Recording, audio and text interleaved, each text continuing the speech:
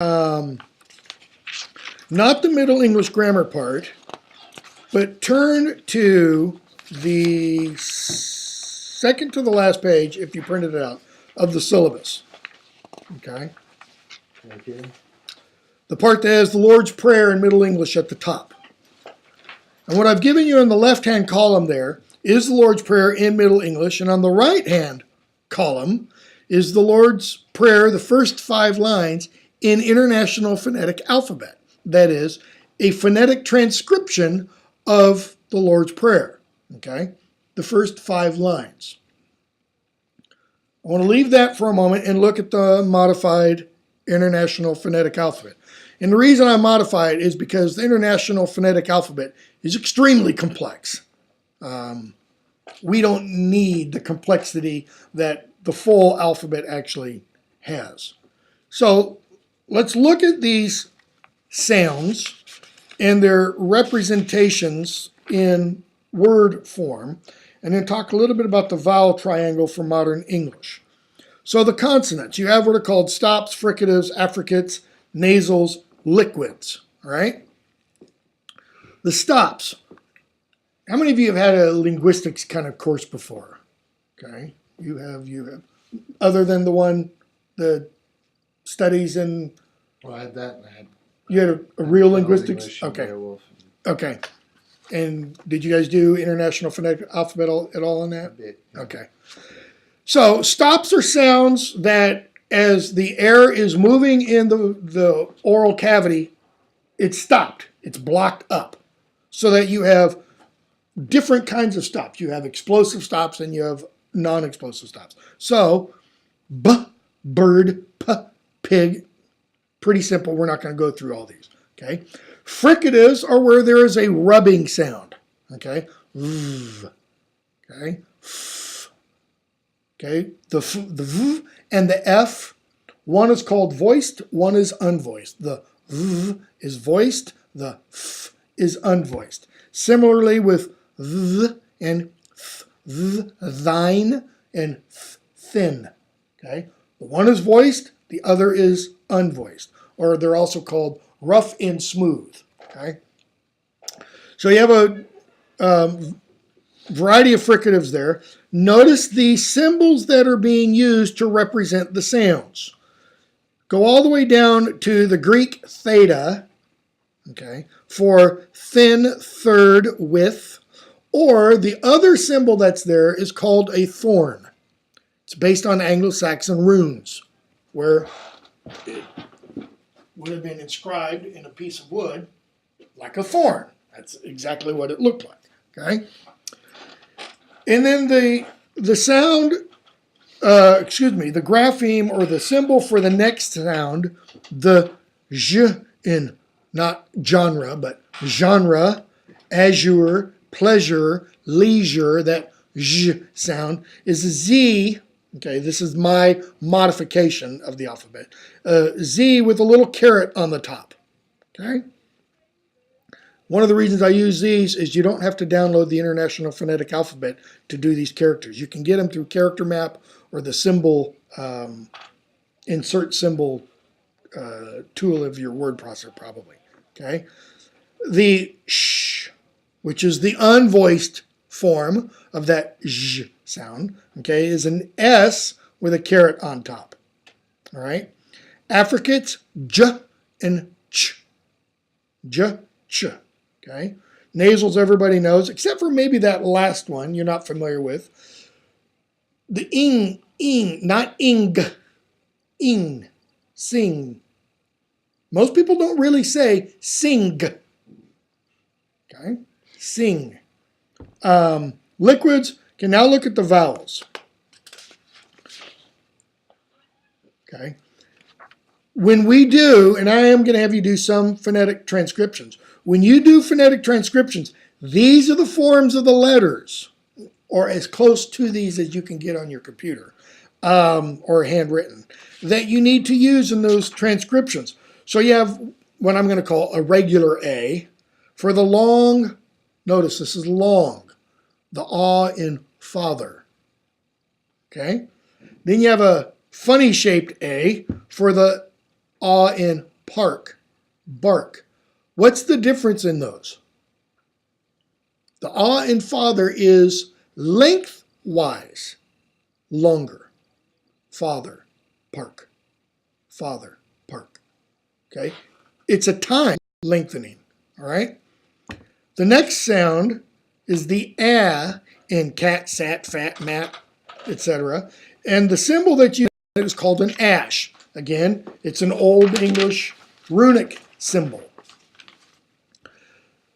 The next one, we use the Greek one for the in pet, met. Okay? And we're going to, after we go through this, we're going to turn to a page in Massey and compare or talk about some of the sounds and how he represents them in the book. Okay? The next one is the long A sound in wait, mate, cafe, steak. And it's represented by an E within the slashes, the virgules. Okay. The I, pit, pin, bin, B-I-N, not B-E-E-N, okay, is represented by capital I. And then the E, meat, beat, machine, me, lovely, bean, okay, is represented by a lowercase I. The next thing is just called an open O. And it's that aw, ought, not ought, ought, Faulkner, law, bought. It's almost New England, okay? The O, hope, go. I can't remember what that Greek letter's called. Omega? Yeah, omega. No, the omega is the other way. It's upside down. Upsilon. Yeah. Is the sound in book, put, sugar. U is for the or sound, boom, you, shoe. Upside down E is schwa, duh. It's the default sound in the English mouth or the English speaking mouth. Somebody's giving a speech, they're talking, they forget what they want to say, they don't know what they're going to say next, and what do? It's just making a noise, anything with your mouth. Okay? And then the last one, represented by Y, it's the sound in French tu. Okay? Semivowels, ya and wa. Diphthongs. In a diphthong, you start to make the first sound and then you glide. You move to the next one.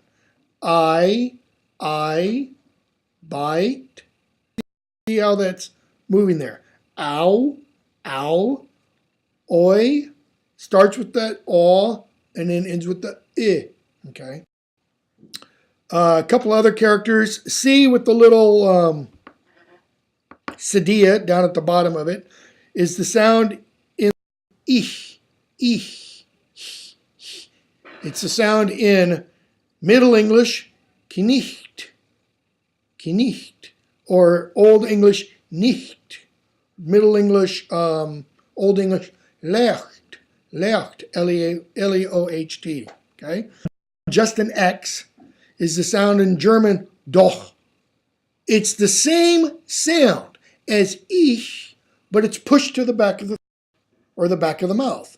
That's why it's no longer this nice, smooth. It becomes like you're clearing your throat. Doch. Or Scots, loch. Okay, Loch Lomond. Bach. Okay. And then that funny symbol is the sound represented by the G in German, sagen. It's not sagen, and it's not sagen, it's sagen. Like you're trilling, but it's back here. You're making that thing that hangs in the back of your throat, bounce back and forth. The uvula. Okay? Like you're purring almost. Sagen, right? Comments there about phonetic transcriptions, okay? I give you the vowel triangle is to show you where in the mouth these sounds are made. So when I write front, central, back, tense, high, lax, that's referring to position of the tongue. So front, the position, the tip of the tongue is at the front of the mouth. Okay. The mouth and the tongue is up high. E, E, E, I, A, A, O, O,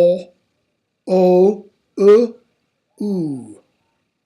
Notice as you move from that front vowel, E, your mouth's kind of like this, like you're grimacing. E, you get to that back vowel, U. Your mouth hanging loose and limp.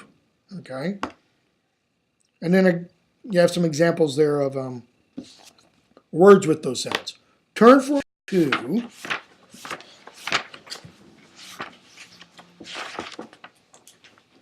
page 13.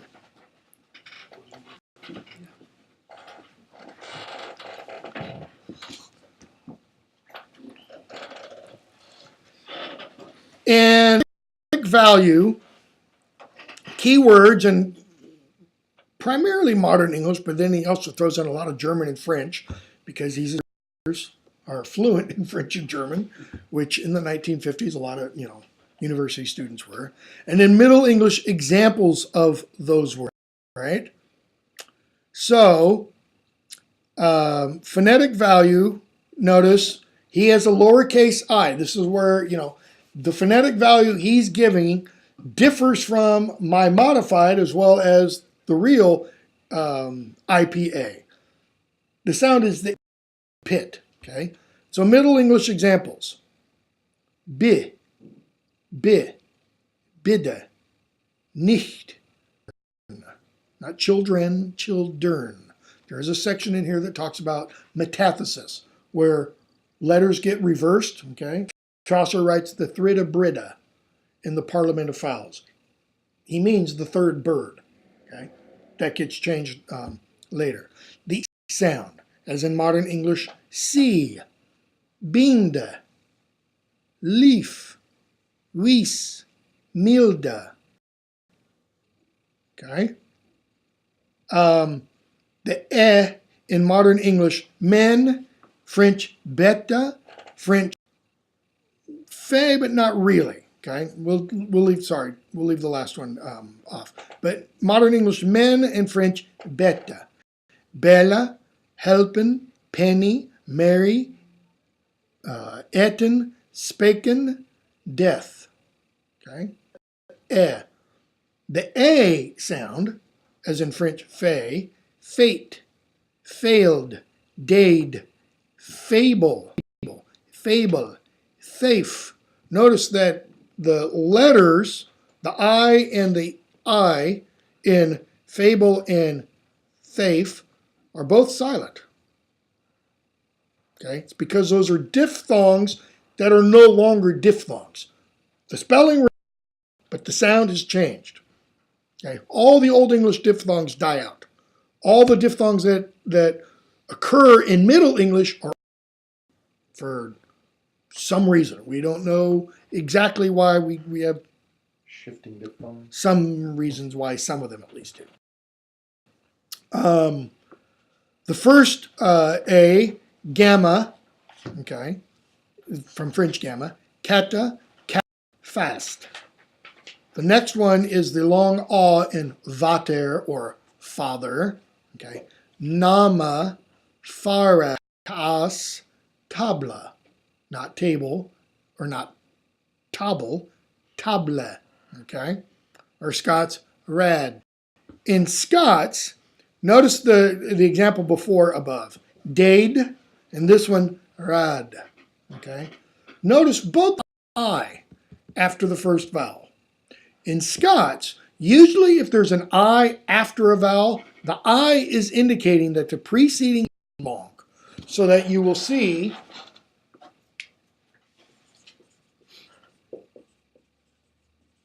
a word like this, a phrase like this, the GUID Scots, for example, tongue. This is good, the good Scots tongue. All this is indicating, this is a long vowel. Good, not good. Good, okay? You'll see that's not reading anything in Scots per se.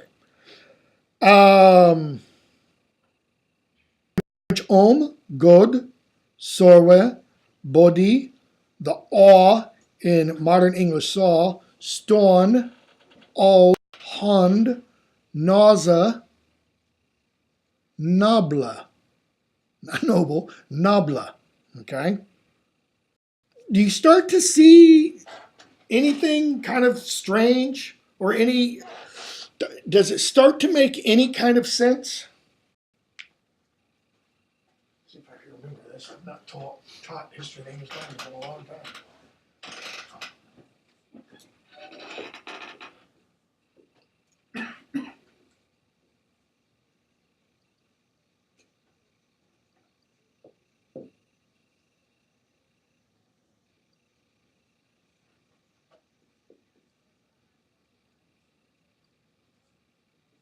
Okay, that's phonetic.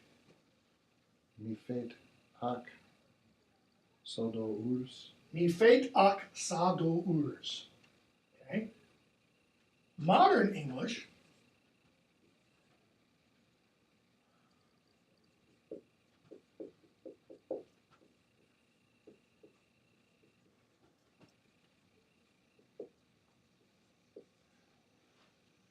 My feet ache, so do yours.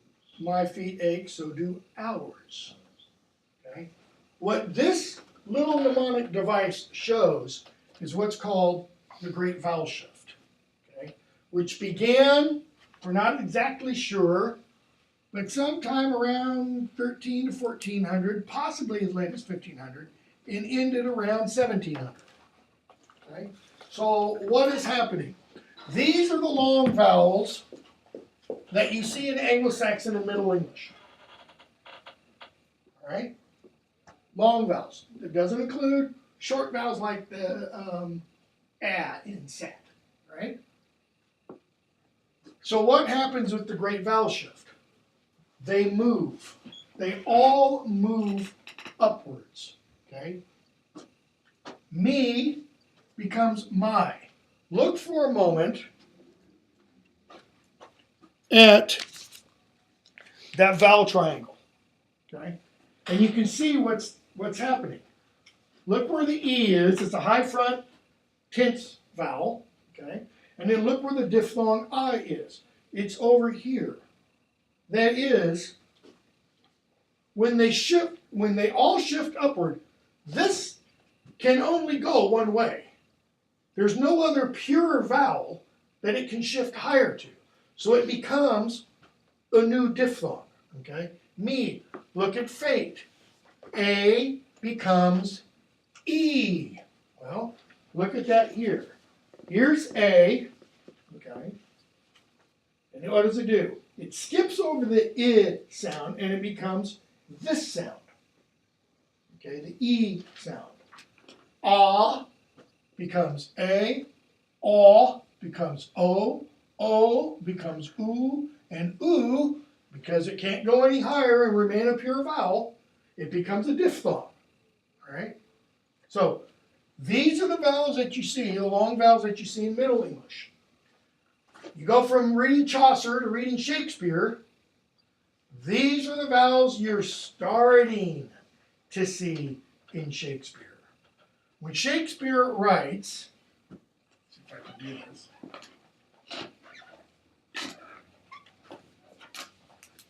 All right.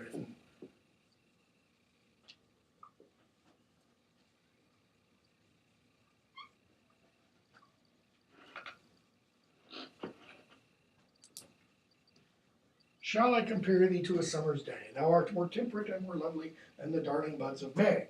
Okay? That doesn't sound like what I just said when Shakespeare says it. Nor does it sound like a modern British actor who's speaking Queen's English say it. It would be not quite this. It would be something like, shall I, not I compare they to a summer's day. That's what the vowels had become by Shakespeare's day. Why? Because they hadn't yet reached this point.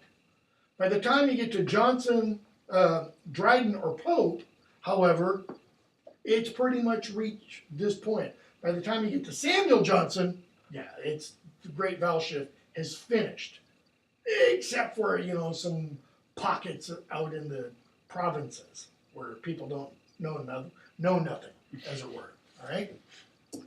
So this is what's starting to occur in the later part of the Middle English period. Only reason I put this up was if you know this kind of thing, then when you start looking at words in Middle English and you see how they're written, okay, it can start to help you understand, because you might see something like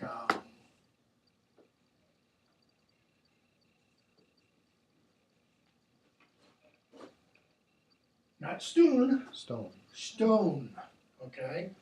Or you might see, I'm trying to think of Isn't that another way that they use length? yeah, orm, if you decide to do the translation thing, orm in his ormulum, okay, always doubles his vowels to indicate long vowels. It's a process, it's called gemination. Okay. From the twins, Gemini. Okay. He does that to indicate long vowels. He does other things to indicate a variety of grammatical and phonological changes. So go back to where we were.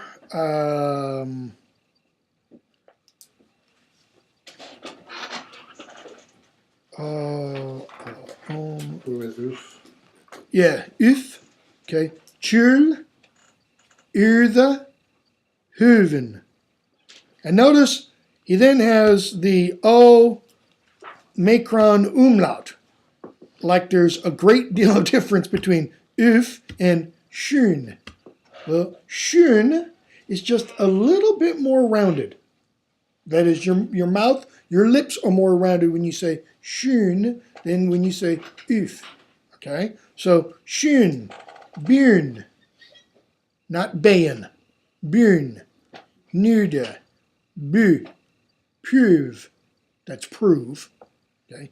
Pupil, sorry, yeah, okay?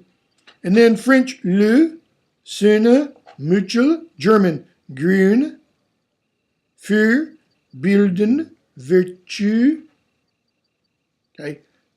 Probably, if you're like me, your ears and my ears, almost the if, schön, le, grün, it's all the same. Okay. And then put and gut, put, but, us, not us or us, hunger, love, sunna, kümmern. And love, it's almost the exact pronunciation in Shakespeare's day. It's love. It's not luva? It's not luva, not a final E. Final E is not pronounced anymore in Shakespeare. Here it'd be luva, okay? Gut, hus, okay? Think of that change. Hus, house, okay? There's the great vowel shift. Soon, sound. Grun, ground. Anur, that one changes a little bit. And then Scots, good. Okay? And then you have two different representations. Notice, you have the modern English I, notice, which is represented diphthong. Okay? Side, Kyra. Okay, then modern English, the A and day, way, spelled the same. Okay? Leda, Preya, saint. The oi in poison, joy, not necessarily joie, joy, okay? The ow, modern English cow, strow, not straw, sow, sow, and causa, C-A-U, causa, okay? Yeah. And then you have a variety of other phonetic values. These are new not diphthongs, because you're actually pronouncing both parts. Dew, eu, few, blue, room, buta. I plus the u, trua, ru. Modern English to O and modern English go. Sola, fuch, fuch. That symbol represented, or that symbol, it's called a yo, which we'll talk about quite a bit. And it has the sound, has a couple of different sounds. One of them is the sound, okay? Fuchten, or fuchten. Okay, the U plus I, unue, point, not point, point.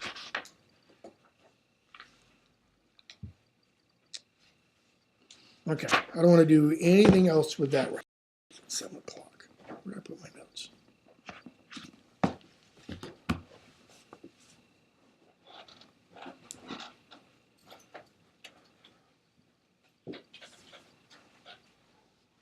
Turn to the Lord's Prayer on the top of the previous page, and second to the last page in the syllabus. As I said, I've given you the phonetic transcription for the first 5 lines. Ure Vader, that art in heavenes, hallowed be thy name. Thy kingdom comito, be thy will done, in earth as in heaven. And I'll tell you right now, I won't even read my own transcription properly half the time, so you have to bear with me, okay? Ure Vader, that art.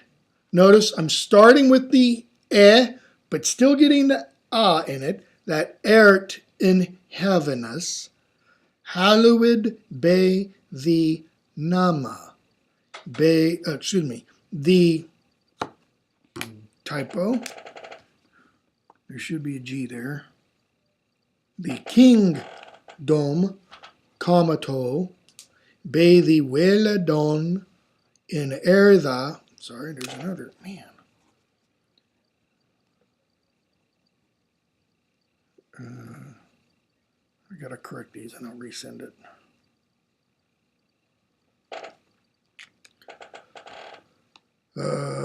Be the willa should be 1 L, not 2. Don in eartha as in heavena. Okay. What I want you to do for next week. So the th in eartha should it be a thorn or an eth? Should be a thorn. Eartha. Eartha. Okay. As in heaven. And you will see, take that back. I don't think he does address it in here.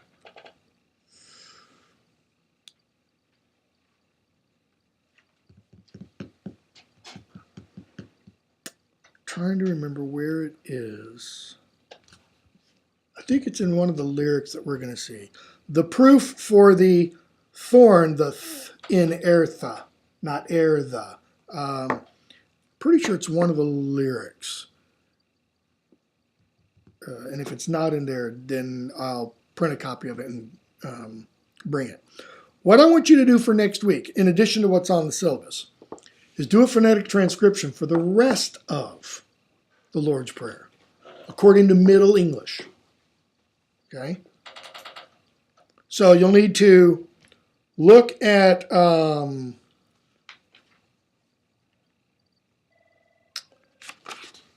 the sounds that are given in Moshe as well as on the syllabus, because, for example, you need to read what Moshe writes to figure out what to do with the very first word of the very next line.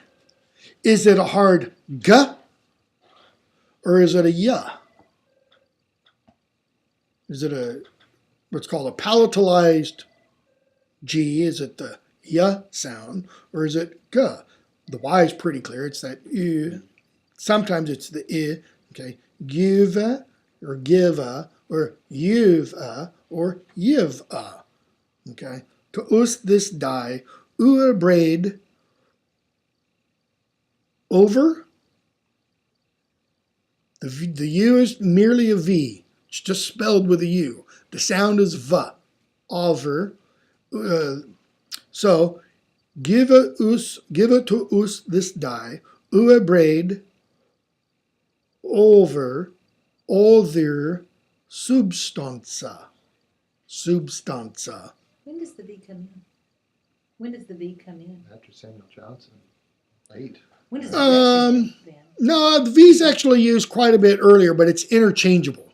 I mean, you see U being used for V all over during the Renaissance. You still see it even as late as Johnson, as late as the Declaration of Independence. Yeah, I was gonna say I've seen it in stuff. You'll Stuff, but There's no U section in Johnson's dictionary. yeah. Or there's no V section. when does the J come in? Very late 16th century. It's not used frequently. It's primarily, it doesn't come into ready use until the latter part of the 17th century. John Donne often wrote his name. We would look at it and say it's IOHN, DONNE. Okay. Yeah, hard time. I had a friend named her son Ian and couldn't understand why that was another form of John. Yeah, there's I get into this stuff when I teach history of the English language at the undergraduate. Next time I teach the studies of the history of the English language at the graduate level, we're probably going to do this a lot more. There's a Welsh actor.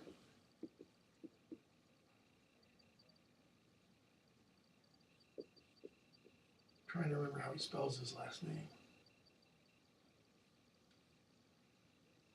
It's either that or that. I can never remember which one. Okay. Modern English should be John Griffith, but it's not. It's Jon Griffith. This is two D's together in Welsh are the sound. Okay, and the two F's are th. Where was I going? Okay, so that's the assignment for the Lord's Prayer in Middle English. Turn and go back to the Middle English grammar. And we probably won't be here too much longer. I just want to point out some things here to do. Okay, review very carefully. Pronouns, all persons and genders, singular and plural. Like I said, I'm going to send you some notes that I hope will help make the Middle English look a little more understandable and clear, because what they're going to do is they're going to compare Middle English with Old English. And you're going to look at Old English, some Old English paradigms for things like demonstrative pronouns or indefinite articles, the, this, that, etc. And then you look at the Middle English and say, oh, this is easy compared to the Old English, all right? Forms for been, that is to be, because it's all over the place. So the only way to really learn it is to memorize it, okay? It is a true irregular verb. Keeping in mind in English, you have two kinds of verbs. There's strong verbs and weak verbs. Strong verbs form the past tense by changing the vowel, the root vowel. Run, ran. Okay. Weak verbs make the past tense by adding what's called a dental suffix. Walk, walked. Okay. Think, thought. It has a root vowel change, but it still has the dental suffix. It's the dental suffix that is all important. Okay. So then you also have some paradigms there. The paradigm for the definite article the, which you can go through and count and see how many different forms there are. And there's quite a few. 1, 2, 3, 4, 5, 6, 7, 8, 9, 10, 11, 12, 13,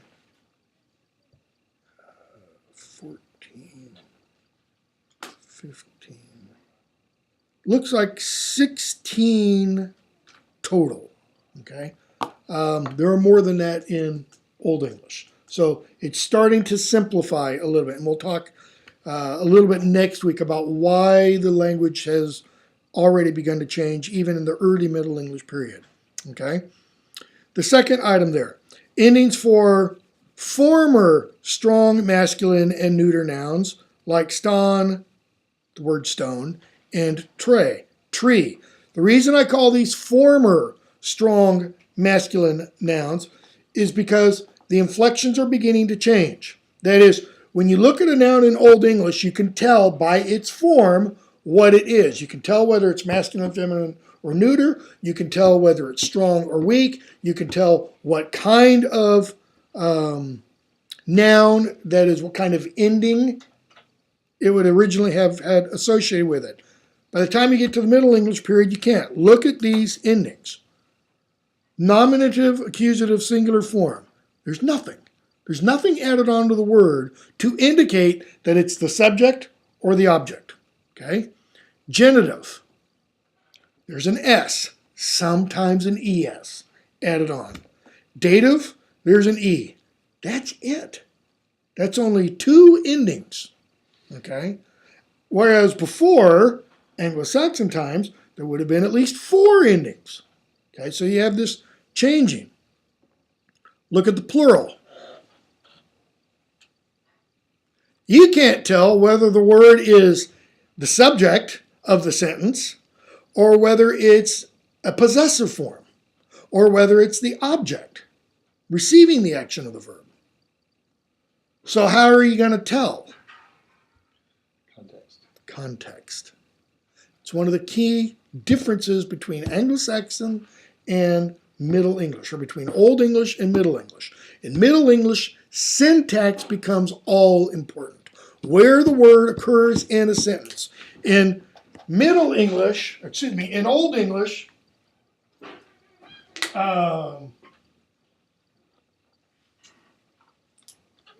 Freaking anywhere.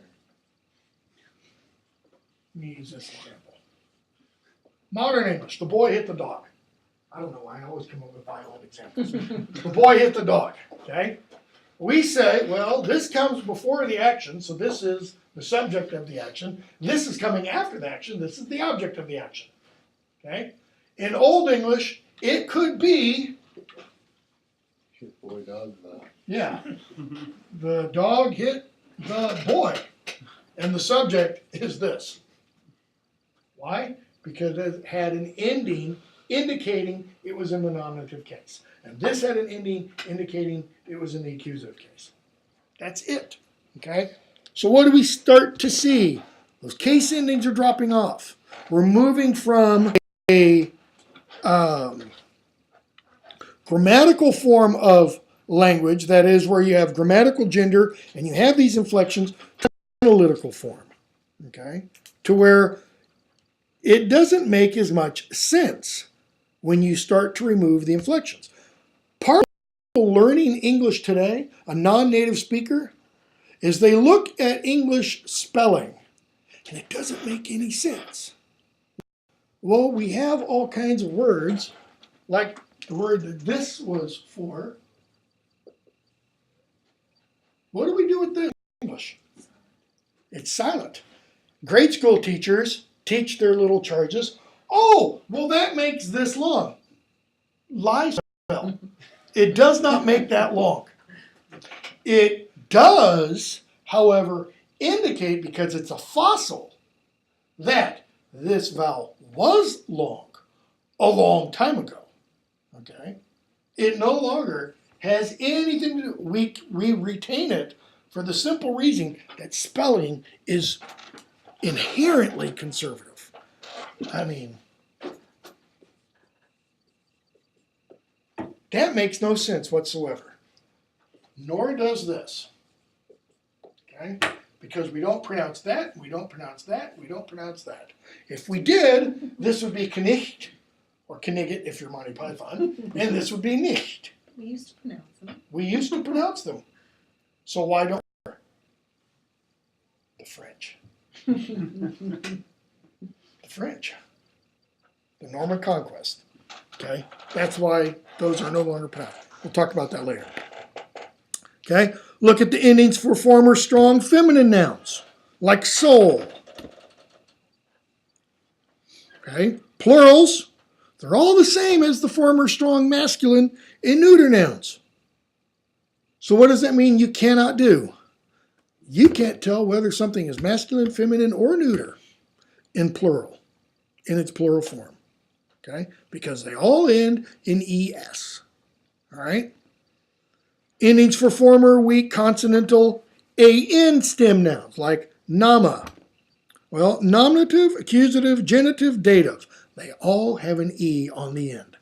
Again, unless you start throwing in some particles and prepositions, you're not going to be able to tell what case the word is because they're all the same. Plurals, well, at least there's a little bit of difference. Nominative and accusative have an en ending, and dative has an en ending, and genitive has a final es. Notice, of all of these cases, which ones do we retain today? The genitive. Gif, we had an s on things to make it possessive, and plural. We had an s on things to make them plural. Every now and then we do still get an en ending. Children, okay. Oxen, but we don't say shoein anymore, and we don't say iron anymore, okay. The part 2. Okay, Middle English Grammar Part 2. 2 types of verbs, weak, strong, and then there are some real irregular. I talk about very briefly what the difference is between the 2 kinds. Okay.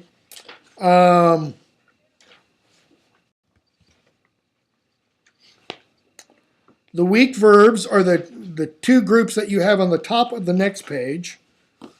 So, a little thing to indicate that. You've got 2 different kinds of weak verbs, or 2 groupings of weak verbs. One put an ed ending, and the other just put a d or sometimes a t ending. We still even see this a little bit. Learned. What's another form? Learnt. Okay. It's very archaic, or non-standard. I won't say substandard. Non-standard. Okay. As in, he learnt me well. Have you heard the learned astronomer? Yeah.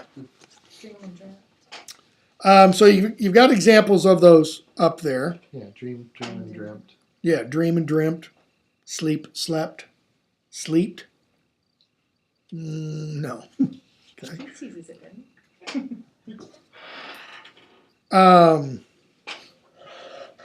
Strong verbs. This gets a little bit more complicated. Strong verbs have 4 principal parts. That is, they've got the infinitive, the preterite first person singular, okay, the preterite plural, and the past participle. And in each of those, I tell you, what happens for each of these parts. There are 7 classes of strong verbs, just like there were in Old English, for those of you who know Old English. And if you don't, if you take the Old English course next year, having gone through this will make that a little bit easier, okay? But there are 7 classes of strong verbs. Why? Because the vowels change differently, okay? The strong verbs, they have 7 classes because there are 7 different kinds of what's called vowel gradation.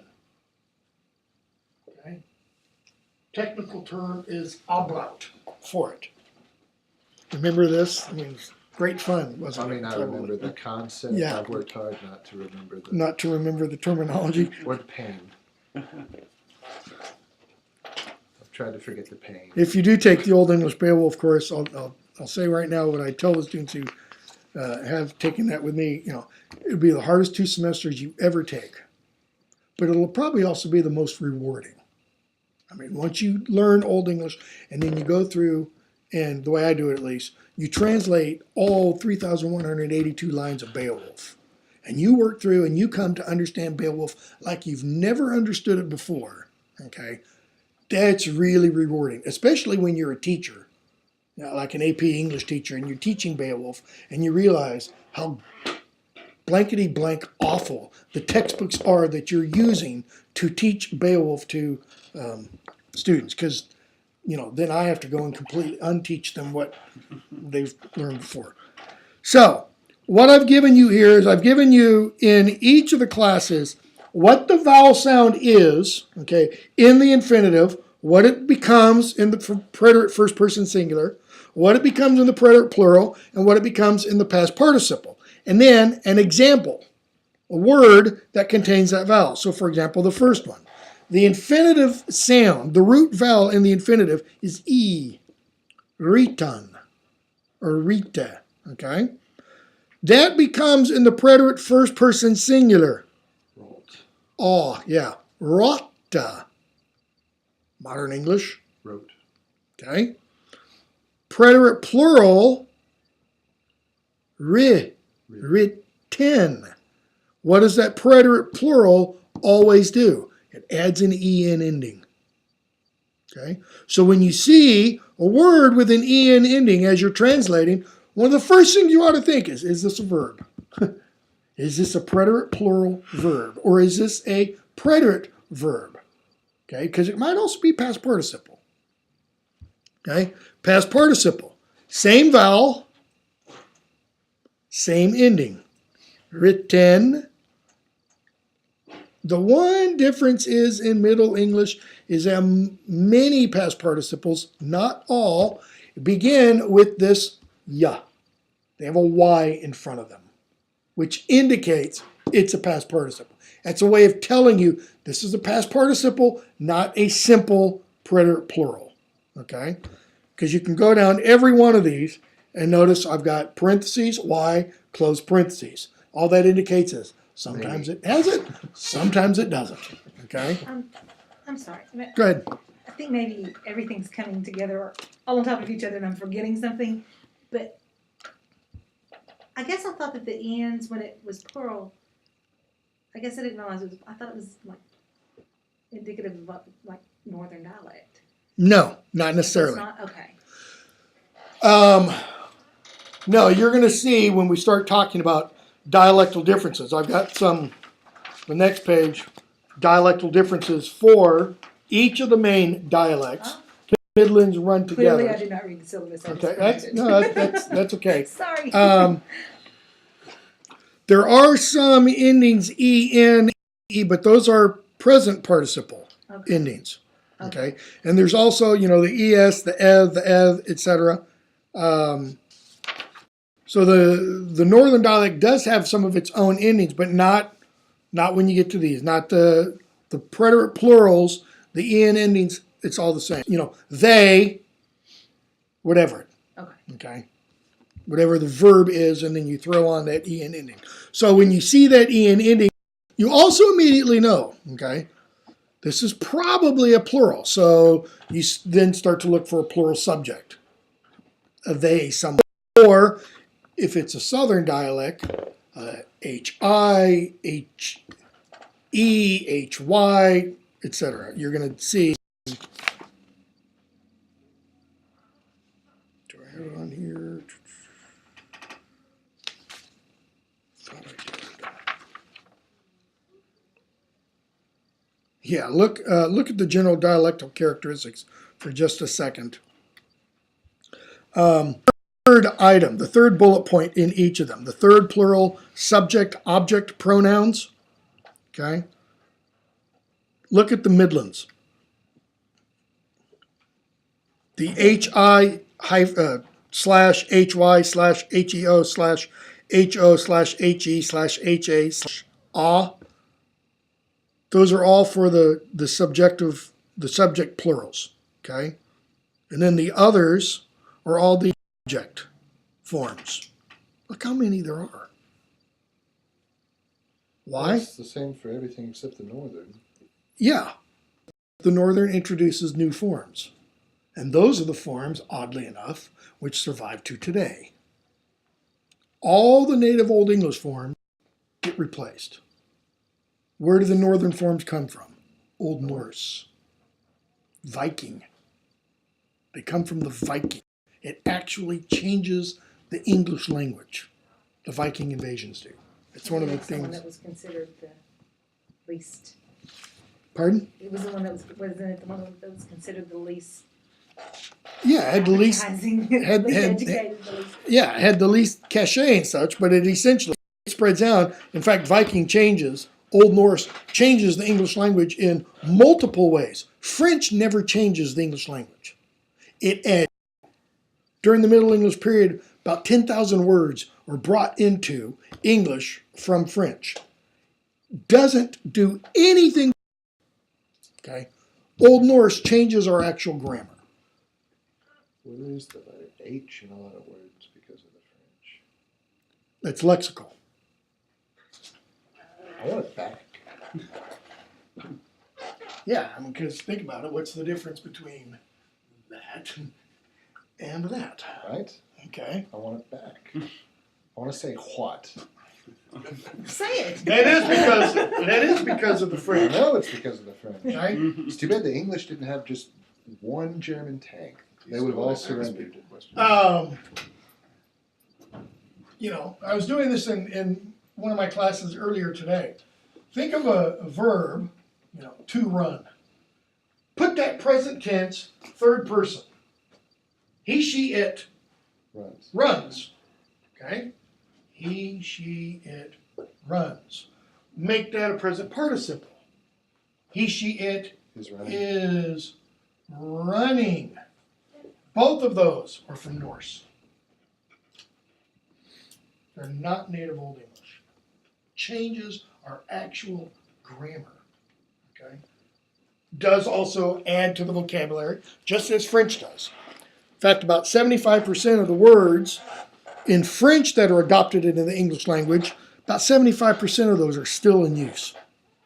They're all food, right? Food, government.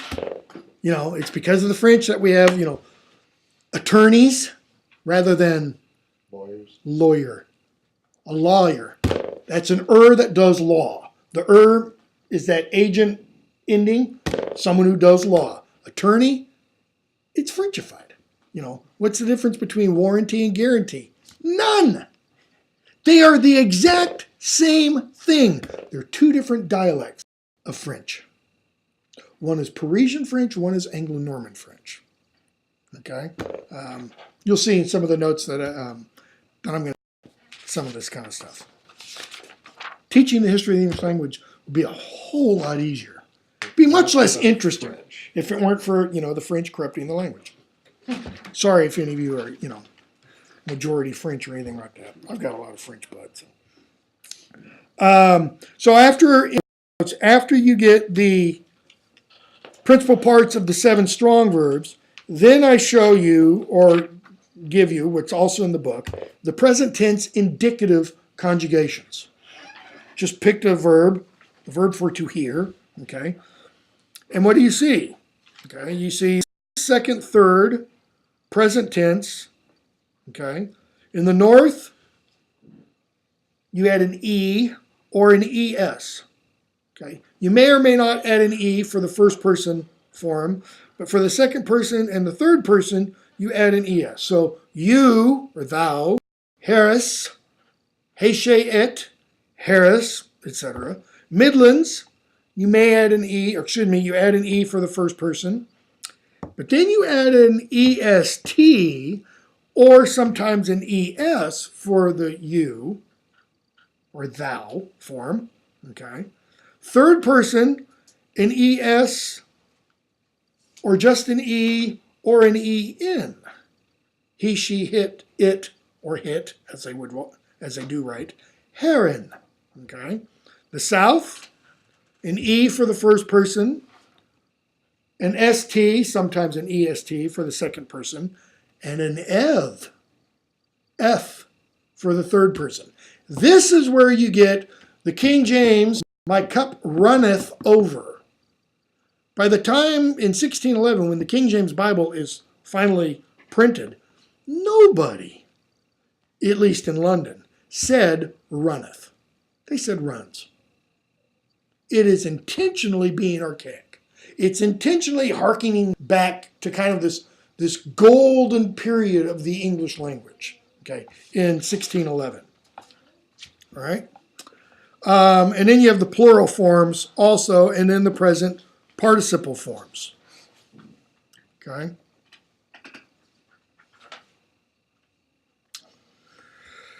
I don't want to talk about the dialectal characteristics now because I want us to actually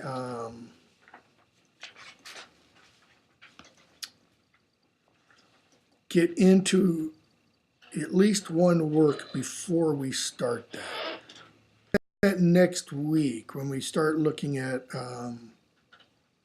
Wycliffe. And probably what I'll do, I'll make a note to myself. I'm going to bring some dialectal examples, some short ones. In fact, here's what I will do. Look over these dialectal characteristics carefully, okay? And what I'm going to do next week is I'm going to bring in